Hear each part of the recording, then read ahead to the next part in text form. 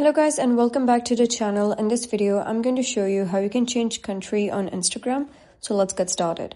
First of all, you're going to open Instagram and log into your account, and then you're going to click on the profile icon at the bottom right.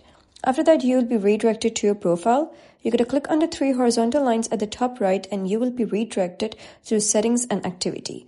Here, you're going to make sure that your account is set to professional or business account. So you're going to scroll down till you find the option of account type and tools. Click on it and you're going to make sure that you switch your account type. So you're going to click on switch to professional account, and then you're going to click on next and select what kind of category your business is described in. Then click on switch to professional account.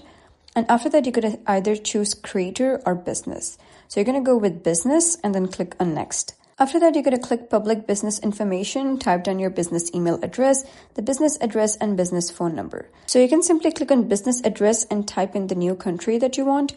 So you can see that I changed the country to this one. After that, you're going to click on next.